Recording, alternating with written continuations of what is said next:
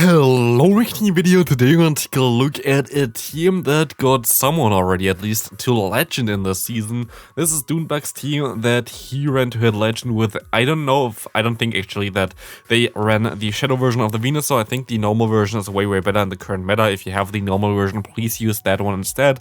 I don't think that the shadow bonus is really necessary and hurts you way more, and mostly we're going to see some examples for this as well later on. And we're going to have here the Sableye, of course, in its XL version here again. Could also be a shadow version from him, I don't know that yet, but pretty sure it's the normal version. The Sableye itself is definitely one of the more achievable XL Pokemon. I saw like some complaints about like the last video where, oh yeah, this is the best team, but there's an XL Pokemon in there again. I mean, for Sableye, like, we had so many events for that Pokemon already. I think, like, if you played a little bit and if you also try to get your Mega Pokemon to the highest amount, like, it's pretty easy to get the XL Candy for this. I already have, like, enough XL Candy for, like, 3 of them. So, yeah, don't think it's really the most difficult Pokemon to achieve. I actually think from all those Pokemon, Dubwall is most likely the worst to achieve because right now they don't really spawn, and when they were spawning, they were kind of horrible. So, not a lot of people had a good one still left from it, so yeah. Here we have, of course, the team with Sableye in the lead. We're going to have, with that, a pretty neutral lead. I'm usually swapping out into my Dubwall because there's nothing that can really swap into Dubwall. As well as we face a Vigoroth here, where I usually should at least stay in here for a little bit. How did it go for me? First set I played with this team, I went 5-0 immediately, which was nice. Then I had a lot of very close losses, and a lot of losses I think that really came down from me having the shadow version instead of the normal version for Venusaur, which really hurt me. So I'm pretty sure that if you would run the normal version of Venusaur, you would have better results as well. We're going to actually get the shield here from the opponent, but with the shadow version at least, you're going to do more damage against the opponent's Obstagoon here, which is going to be funny. Because like this should be a one-shot with a Frenzy plant. Let's see how much it's going to do. Neutral move against a very bulky Pokemon, still going to one-shot here because Shadow Venusaur just going to do so much damage. Next Pokemon coming in here, we're going to see the Vigoroth again. We can shield this move up. Doesn't really matter to us because we either gonna get a shield here or we're going to be able to knock them out. We have one fast move now advantage as well compared to whatever wants to come in here, which is going to be their Victory Bell, where we can go for one Sludge Bomb, and you see already how much damage like this Venusaur can do in the Holiday Cup, which is something that you wouldn't really expect too much to have too much play there, because yeah, there are a lot of ice types around, especially Frostless. But even against Frostless, if you have a shield advantage or like a fast move advantage, you will be able to win the matchup against it pretty clearly, I think, after a while. So it's not even the worst matchup. Of course, the fast move going to hurt them there more, but like if you are not shields down and they have energy already, actually not the worst matchup. Which is also not the worst matchup, was against the Marowak here, but it's kind of tricky to deal with Altaria with this team. This is like the basically worst Pokemon to face with this team, in my opinion. Every time someone had an Altaria, I had some issues against it. He actually misplay it a little bit because I don't go straight for the payback, which I should have done. I'm gonna go for the Body Slam now. And with payback, I would have been able to knock them out already like this. They can have another chance here to shield up a move, and they're going to do this as well, allowing the opponent to realign their Pokemon, which is definitely not really good for me because we know that they have a Marowak in the lead, and I don't want to face a Marowak with my own Venusaur here. We're going to see the Moonblast going through. We have some energy advantage here, but we see also a Dragonite from the opponent in the back. And this is not ideal whatsoever. Still going to be a close one. We will see that we can swap into the Venusaur, and we see the Marowak coming in. By the way, the games are all randomized. I don't know in which order they come. If you don't see a 5 on the beginning or whatever, that's just that the games are somewhere else. I actually played the entire day with this team. Had pretty decent-ish results, but they were not like crazy strong either. Like, it's not that this team helped me too much, but again, I think I lost at least like 4 or something battles just because my Venusaur was the shadow version instead of the normal version, because like the extra bulk really helps you a lot of times, in my opinion, and the extra damage doesn't really help you that often because a lot of Pokemon still would go down to the moose because there's not really a lot of bulk in this cup right now. Speaking of not a lot of bulk, we're going to see a Roserade against us here.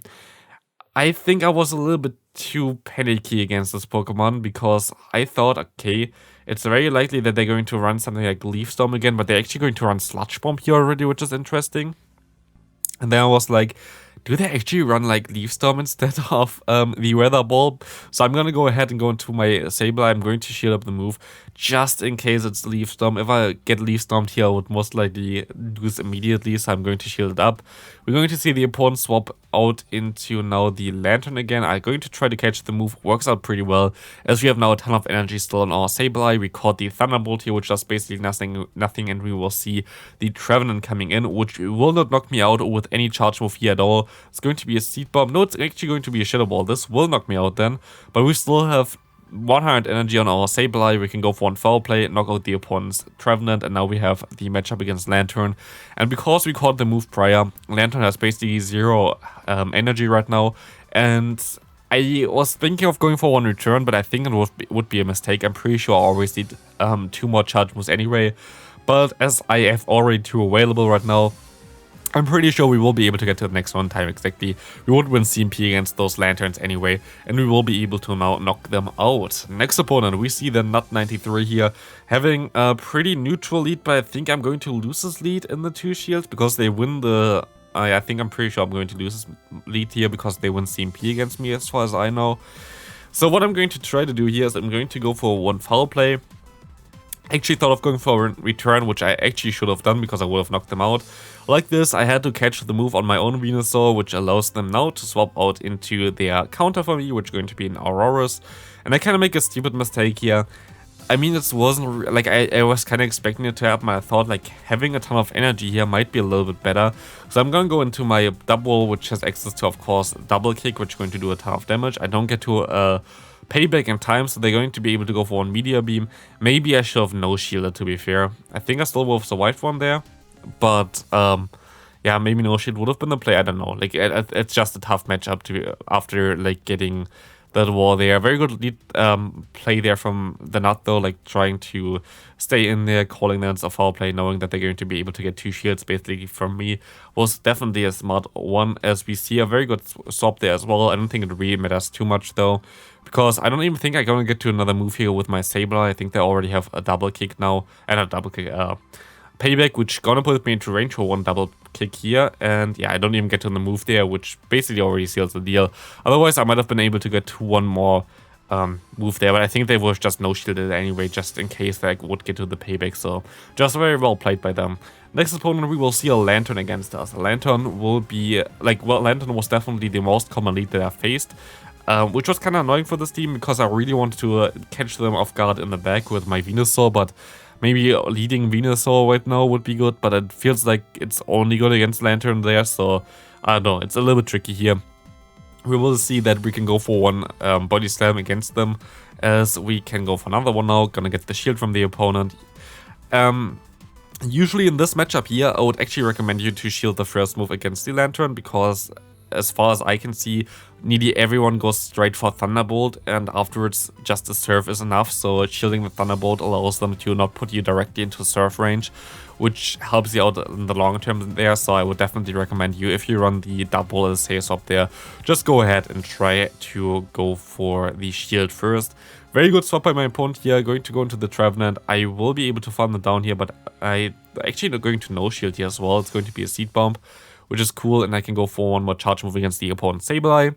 This will actually go through, which I was surprised about, but I think they just decided to forfeit anyway, and this is going to be a good game. Next opponent, we will see Sableye against Altaria. Again, a matchup that I actually kind of like to see here, because Altaria is horrible for the entire team. Sableye doesn't really have a good play against it at all, and we will see here that the foul play is still going to do some nice damage. We're still going to be able to get the shield back. I think in the 2 shield scenario you have like a little bit of a better time, but they're actually going to swap perfectly into a Wigglytuff, which again here annoys me that I have the shadow version of the Venusaur. I don't need the shadow version here, like it literally doesn't give me any benefit at all, and it just gives the opponent more health to farm me down there, which is really annoying. And now I can knock them out. I can go for one charge move here, that will be the what's called the Frenzy Plant, which I really regret now, because they're actually going to no shield, which I didn't expect whatsoever. I really thought they would shield this move up, because it just does make more sense in my opinion. But like this, I have to go into my double. I can take one move here. Let's see what they have in the back. But again, if I just went for the Sludge Bomb, we would have been in a way better spot. But it's going to be a Litleo. Interesting way that they're going to go into the Altaria first then, because I feel like that's a little bit tricky. I will be able to now go though for one more body slam, and I can swap out now. This will allow me to win the game immediately if I swap out after this one.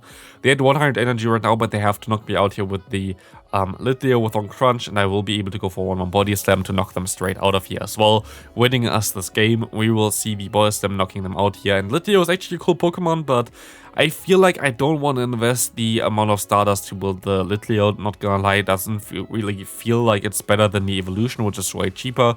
And you need like a fully XL Litleo, or maybe someday when we have like a cup where it's really decent, I might build the Litleo, but for now this is the main reason why we haven't had a Litleo showcase on the channel. I just didn't really see the point of building a Litleo right now, even though it learns Incinerate. It doesn't really seem to be that appealing. There are other Incinerate users that are just better or like seem better. Even like something like the Rapidash looks like a little bit better in my opinion. But yeah, maybe the normal type just helps it out a little bit more. We will see an Altaria against us here, which we can go for some body slams. This is a crucial 1 HP body slam, which is going to actually knock out the opponent as well, allowing us to realign against the Lantern. And the Lantern now definitely doesn't like to see this Venusaur. Again, Shadow version makes it a little bit more awkward here, because again, it doesn't help me that I do more damage. I just knock them out no matter what. Like the normal version knocks them out, the Shadow version knocks them out, so it doesn't really help me at all. And now I'm going to get a little bit lower. They're going to go for one surf, and I can go ahead and go for another charge move after it. But actually going to shield this move up, going to be a surf again. I can farm up extra. I'm going to be able to go for 2 friendly plants now. This is going to knock out the opponent, but also we have to see what they have in the back. And we will see it's going to be a dub wall, which should hopefully be a good game here. Is this friendly plant going to hurt them? Yeah, definitely. I survive one move here and I can knock them out with one foul play. If you want to send me some battles as well to showcase, of course, if you have like a Litleo, for example, for this cup, there's still the link in the description for that. Always like feel free to submit your battles. For this cup only though, I'm only going to use one more submission there, because we only have like one more slot for tomorrow. And that's basically it. But for the new cup coming up, which is going to be the Ultra League version of the Holiday Cup, and also the Master League, always feel free to send in some battles. We will see an Altaria coming in here. Altaria won't like to get hit by those body slams, but it's against the Nethercrunch as well. And we're going to see here something that's really sad, which I think is just based because of the IV that I have on my dub wall. You're going to see me surviving this move here actually pretty fine. Didn't expect at all that this would knock me out already, and this is really bad, because if I hit this body slam, they most likely wouldn't have shielded, but I would have been able to farm them all the way down here. Would have gave me a ton of energy. Like this, I cannot even farm them down anymore before I get like farmed down by the opponent. And this basically lost me the game already. I'm pretty sure I would have been able to win this game, or would be like in general fine if I were able to hit the body slam against them there, but like this 1 HP thing there where they can Dragon Breath me down before I can hit my move. Really annoying. It's just inconsistency as well. Like I'm supposed to hit the charge move like based on what the game wants me to do, but it still doesn't work all the time. It works like 50% of the time. It feels like it works more often nowadays, but in this game it didn't work. So it's a little bit tricky here.